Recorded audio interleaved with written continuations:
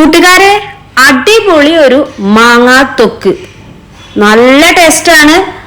തൈര് സാദം, നമുക്ക് ചോറ്, ദോശ, ചപ്പാത്തി, ഇതിന്റെ കൂടെ എല്ലാത്തിന്റെ കൂടെ കഴിക്കാം. അപ്പൊ അതിന് വേണ്ടിയിട്ട് 5 മാങ്ങ എടുത്തിട്ടുണ്ട്. അതിന്റെ തൊലിയൊക്കെ കളഞ്ഞ് ഇതുപോലെ ഗ്രേറ്റ് ചെയ്തെടുക്കാം. കണ്ടില്ലേ, ഇതേപോലെ ആയി കിട്ടണം.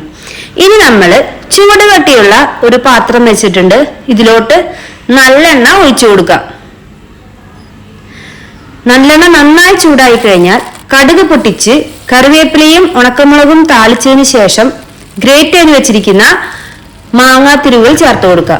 ഇതിലോട്ട് മഞ്ഞൾപ്പൊടി, മുളക് പൊടി, ചുക്കുപൊടി, അതായത് ഡ്രൈ ജിഞ്ചർ പൗഡർ, പിന്നീട് കായപ്പൊടിയും കൂടി ചേർത്ത് നന്നായി മിക്സ് ചെയ്ത് കൊടുക്കാം. ആവശ്യത്തിന് ഉപ്പും കൂടി ചേർത്ത് നന്നായി മിക്സ് ചെയ്യാം.